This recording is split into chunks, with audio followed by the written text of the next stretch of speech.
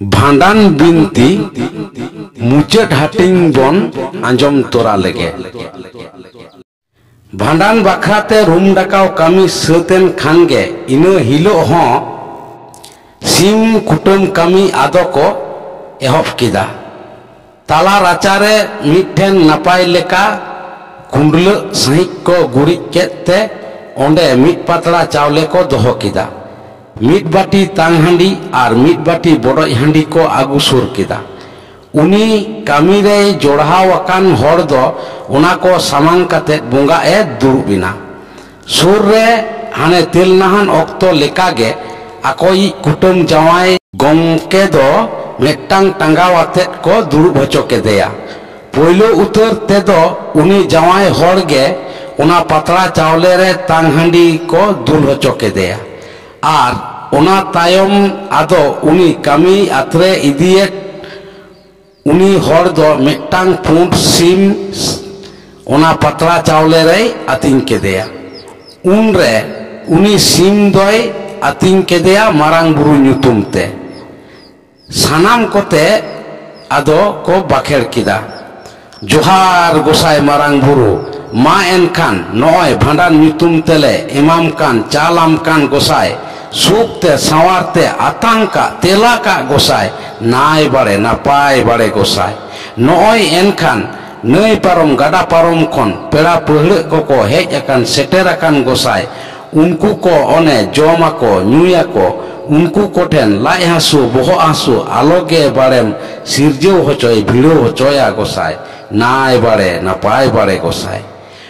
उनी सिम हो पतला चावले रे आतिंग किदा। खानगे कुटुम जावाई आदो उनिया बोहक को कुटुम होचो के देया। बोहक मायाम लुतुर मायाम उना पतला चावले रे को जोरो होचो केदा। इने हुयेन खानगे पुरुधुर को ᱧᱩᱛᱩᱢ ते उना पतला चावले चितान रेगे आरहों मिट्टांग सिम को आतिंग के देया। उन ऑक्तो दो आतिंग लहारे उना पतला चावले रे बड़ोज हांडी को दुल किदा। आदो ओने उनी कामी चाचो इदिये होड़ दो उना पतला चावले रे पुरुधुल को बखराते सीमे आतिंग एकान ऑक्तो सानाम कोते उन रेहो को बखेर किदा। जोहार गोसाई आगिल पुरुधुल को मा एनखान नॉय भांडान ᱧᱩᱛᱩᱢ तेले एमा पेकान चाला पेकान गोसाई सुखते सवारते आतंका तेला का गोसाई नाय बाड़े नापाय बाड़े गोसाई नॉय तेहें दो नई पारम गाडा पारम खन हेज अकान सेटेर अकान को पेड़ा पहले को उनको को तेहें दो जोमा को न्यूया को उनको को मुद्रे लाई हासु बोहो हासु आलो बाड़े सिरजेव को भिड़ो को मा गोसाई नाय बाड़े नापाय बाड़े गोसाई। उनी सिम हो आतिंग काते कुटुम जावाई आते कुटुम होचो काते उनिया बोहो मायाम लुतुर मायाम उना पतला चावले रे को जोरो होचो किदा। इना तायम आरहों मिट्टांग सिम को आतिंग होचो के देया। उनी दो आतिंग नाए उनी गोज गुराकाने उनी बखराते उन ऑक्तो हो उना पतला चावले रे बड़ोज हांडी को दुल केते उनी सिम दो आतिंग को एहब होचो के देया। सानाम कोते उन रेहो आदो को बाखेर किदा। मा एनखान गोज अकान सोज अकानी तेहें दो भांडान ᱧᱩᱛᱩᱢ तेले इमाम कान चालाम कान सुखते सवारते आतंका तेला का नाय बाड़े नापाय बाड़े गोसाई। तेहें दो ओने नई पारम गाडा पारम खन पेड़ा पहले को हेज अकान सेटेर अकान तेहें दो उनको को जोमा को न्यूया को उनको ठेन लाई हासु बोहो हासु आलो बाड़ेम सिरजेव होचोय भिड़ो होचोया नाय बाड़े नापाय बाड़े गोसाई। उनी हो ओने आतिंग के खानगे आदो कुटुम काते उनिया बोहो मायाम लुतुर मायाम उना पतला चावले रे को जोरो होचो किदा।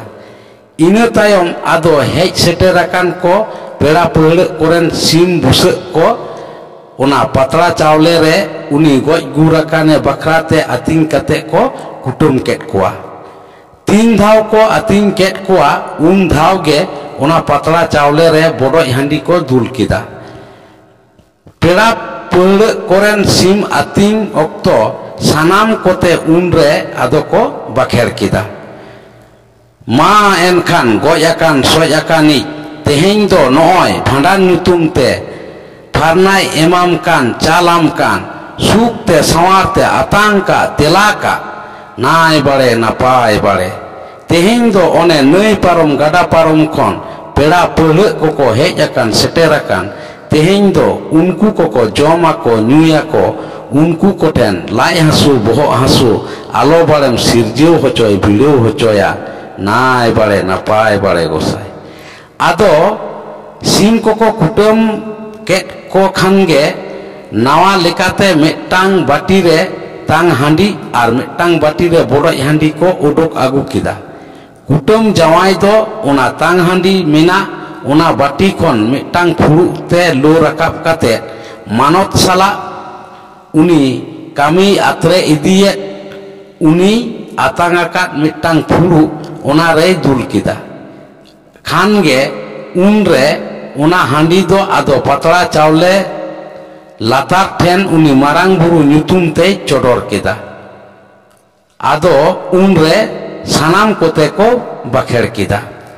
johar gosai marang buru ma enkhan bhandan nyutum te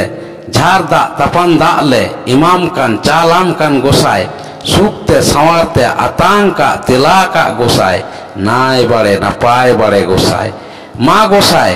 সুর সাঙ্গিন পেড়া পহল কো হেজ আকান সেটের আকান কো তেহিং দো Sanam কোগে nyuya ko haba ko unku koten lai hasu boho hasu ko alo bare sirjeu ko bideu ko ma gosai nai bare na paय bare gosai ona chodor huyen khange arhon metang phuru e atang kida un okto kutum jawai do ona phuru re bodoj handi oka bati re mena ona khon lo rakap kate uni atang let ona phuru re ona handi doy dul kida ona handi ado chodor ket khan ko un okto re arhon sanam kote ko bakher kida johar gosai agil purudhul ko ma enkhan bhandan nyutum te sia daka sia mandile ema pekan chala pekan gosai suk te sawar te ona do cherej hating chepej hating ka pe gosai nai bare na paय bare gosai ma gosai lai hasu bo hasu ko do alo bare sirjeu ko bideu ko ma gosai nai bare na paय bare gosai chodor huyen khange hane marang buru bakrate chodor akat e ona phuru okare doho leda ona ho ado ona pante re doho kida tesar arho metang phuru e sab kida kutum jawai do arho bodoj handi lo rakap kate ona doy dul perej kida ado khan unre ona handi do uni goj akan soj akane bakrate chodore ehobena unre ho nungka ko bakher kida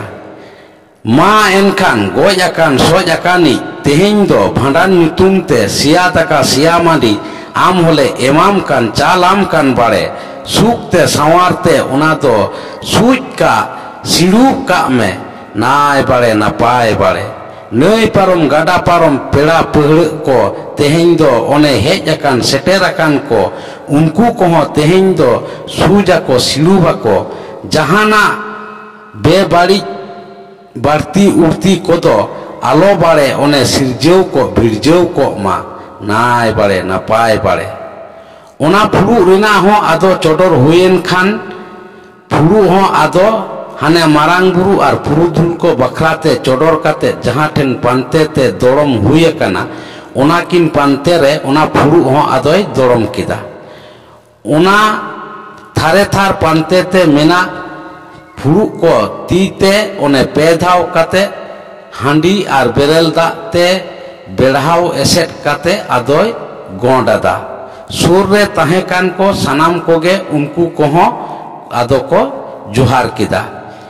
inke kate ge bhandan bakrate sim kutum kami hora do ko chikar kida bala pera ko do ina hilo do bhariya handi ar merom tiyo kate ko setter len tahe uni agu lede ko merom do unre ora racha re do bang kate litei batlao hotoaka lekate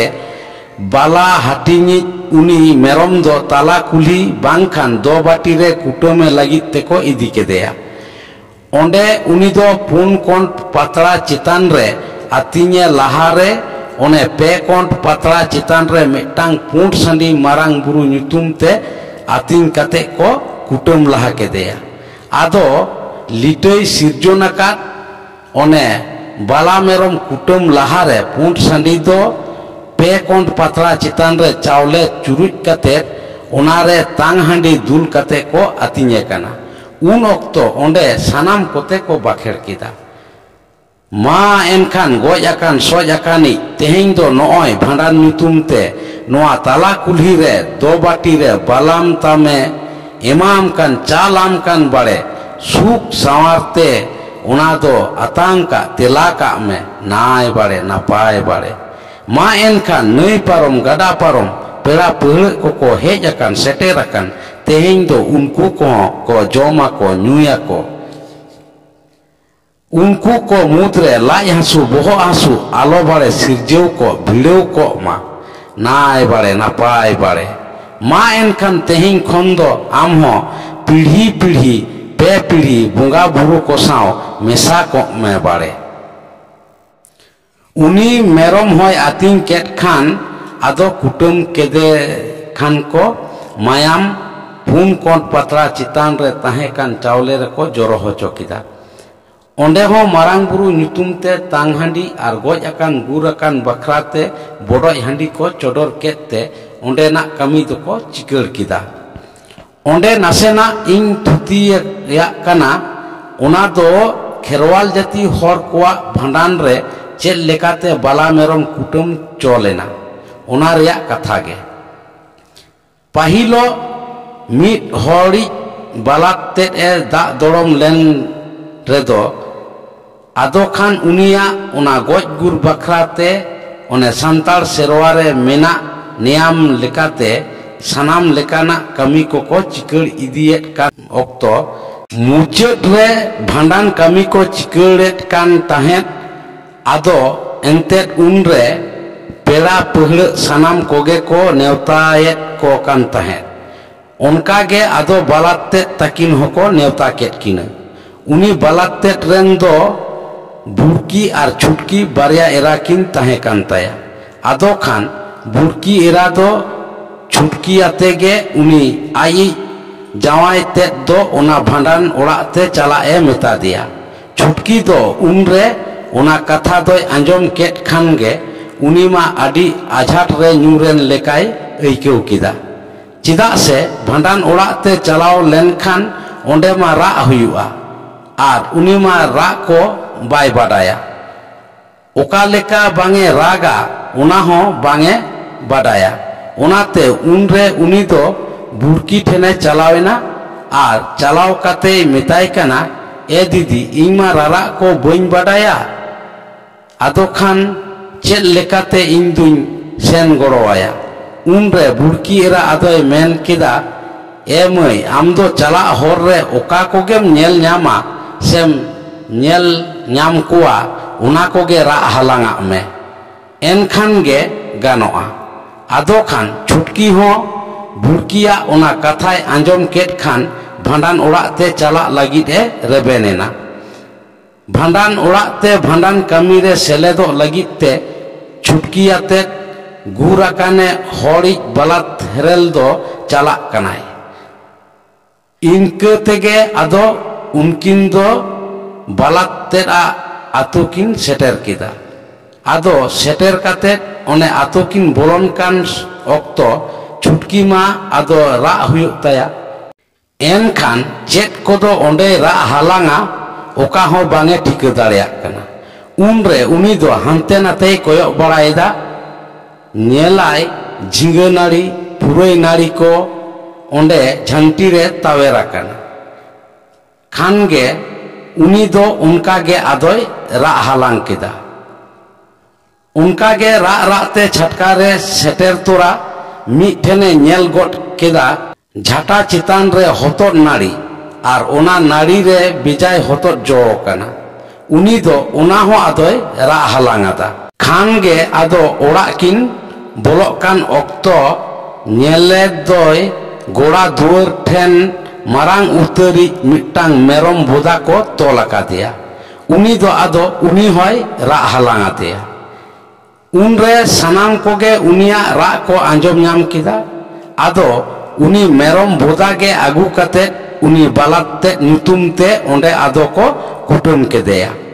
One ona hilo khon ge babdhun ko bhandan re bala merom kutum ho ado cholena. Bhandan re muchet utar rena kami do huyuk kana bhat bhustum biday. Nuku to ko meta koa sirom rehet karam sakam bhat bhustum ko. Nuku bang jom nyu hocho leko khan metang goj gurakane hor bange sitho sucia. Unia jiwi umul pidhi pidhi pe pidhi bonga buru ko saw mesa bange dareya. Unku ko one jom nyu talate kusi hocho leko khan one da doromakane hori jiwi umul do baba Ishora etom setre tingun dawe nyama. Ar tingun dawe nyam lekhan ge uni do noa dharti purite hiju rina dare arhoy nyama. Ona hotej tege bhat bustum biday kami ado ko atre keda. Aturen unku more gotang dhiri cheure unku murmu hor ko hoho duruk ket koa. Unku ko jomnu hocho tala tege ona bhat bustum biday kami do chikar lagit teko sirjeu keda. Ado unku sirom rehet karam sakam bhat bustum ko uni gurakan hori hopon ted do unkui hoho duruk ket koa. Ar mit tukuj handi more pungi thamakur more gert sasang mit khala chawle mit khala bulung saute phadi rina more kuti jel unku samang re sur katet e nehorat koa. Ma baba enkhan bhat bustum ko baba tehing do noa ko atet ge ing do tala kuli tala akhra re la tala ra tala jom tala nyu tala ar bonga tala kañpe baba. Enkhan ge unku bhat bustum kodo ado ona handi tukuj saute jaha ko one surat ko ona ko saw katet ge ado unku do tala kuli teko chalawena. Tala kulhi re sen katet handi ko tang kida more kuti phadi rina jaha jil ko kulat ko tahe ona hoko lat isin kette uni marang buru nyutum te onde ko bunga kida. Un okto unku do ado sanam kote ko bakher kida. Johar gosai marang buru ma enkhan noy phadi ria more kuti jil lat rapa katele imam kan chalam kan gosai sukte sawarte ona to atangka telaka gosai nai bare napai bare gosai. Ma gosai tehing do nui dukakan hukakani more hor more kon more peda tela jom tala nyu tala bunga tala kedeyale gosai tehing khondo bare sitho suci ko ma gosai nai bare napai bare gosai. Ina tayom one tang uduk handi ho nyu lahare uni marang buru nyutum te ona hoko chodor keda. Un okto ho ado ko bakher keda. Johar gosai marang buru ma enkhan noy jharda tapanda le jotom bhat bustum kotele imam kan chalam kan gosai sukte sawarte atangka telaka gosai nai bare napai bare gosai. Johar gosai o barte to barte alo barem koika atangka gosai nai bare napai bare gosai. Ma gosai tehing do nui dukakan hukakani more hor more kon more peda tele jom tala nyu tala bunga tala kedeya gosai. Tehing khondo nui do sidoi nai suci nai gosai nai bare napai bare gosai. Handi ko chodor bara kate sanam bhat bustum kote ona tukuj handi saute lat isin ket ko ona jil ko hating jom kida. Ona tayom unku do tala kulhi khon uni dukakan hukakani hora ora se ado ko mohdaena. मोहडा लहारे सानाम कोते ओंडे पे धाव हरिबोल को main किदा। तला कुल्ही खन रुआर सेन कते गे उनी दुक आकान hook आकानिज होड़ा तला राचारे दुरुब कते उनको भाट बुस्टुम को आदो को जम होचोकेत कोआ। नौ लपित कोहो कुरई एम कते को विदाय केत कोआ। उनका कामी तलाते उनी गज गुरा काने बखराते उना छूट फेराव कामी दो उना भांडान कामी तलाते गे आदो मुचाद एना। आर इनो तायम गे उनी दा दड़म लेने मेने गज गुरा काने उनी जीवी उमुल दो नायते नापायते पीढ़ी पीढ़ी पे पीढ़ी बोंगा बुरु को साव रे मेसायना। नोआ साव तेगे नोआ भांडान बिनती हों बापधन को नोंडे गे मुचाद एना।